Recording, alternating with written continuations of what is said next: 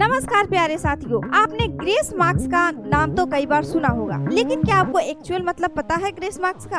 अगर नहीं पता है तो चलिए हम लोग जान लेते हैं कि ग्रेस मार्क्स होता क्या है। सबसे पहला जो क्वेश्चन है आपके मन में आता होगा कि आखिर ये ग्रेस मार्क्स क्या है। तो जब कभी भी ऐसा होता है कि अगर कोई बच्चा जो 1-2 अंक की वजह से फर्स्ट डिवीजन आने से वंचित रह रहा है, तो उस समय आप उसको 1-2 अंक ऐड कर दिए जाते हैं, मतलब दे दिए जाते हैं, प्लस कर दिए जाते हैं, और उसी को हम लोग बोलते हैं ग्रेस मार्क्स। जैसे आप मान लो कि 298 किसी बच्चे का आता है, ठीक है, और यदि वो 2 अंक से फर्स्ट डिवीजन आने से वंचित रह रहा है, क्या किया जाएगा? यहाँ पे 2 अंक आपको ऐड कर दिए जाएंगे, मतलब दे दिए जाएंगे बोर्ड के द्वारा, तो यही 2 अंक आपका ग्रेस मार्क्स हो जाएगा।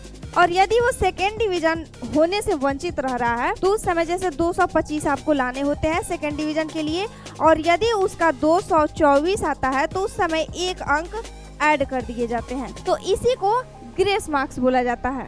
अब ये तो डाउट खत्म हो गया कि ग्रेस मार्क्स क्या है।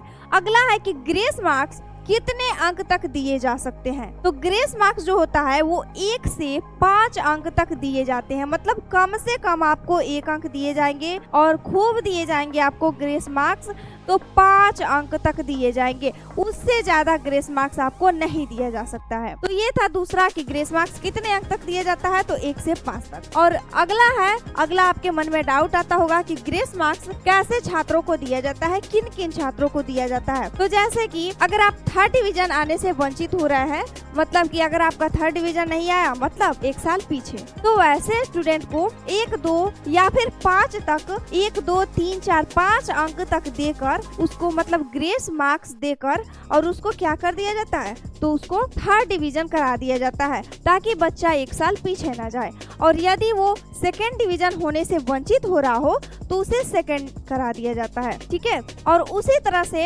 यदि 1-2 अंक की वजह से वो फर्स्ट डिवीजन नहीं ला पा रहा हो, तो उस स्थिति में 1-2 अंक दे दिए जाते हैं, जिसको हम ग्रेस मार्क्स बोलते हैं, और ताकि बच्चा फर्स्ट डिवीजन आ पाए। तो उम्मीद है कि इस वीडियो से जो आपके अंदर डाउट था वो क्लियर हो गया है, और जो आपको जानकारी चाहिए था वो मिल गया है। तो जाते जाते वीडियो को लाइक कर दीजिएगा। धन्यवाद।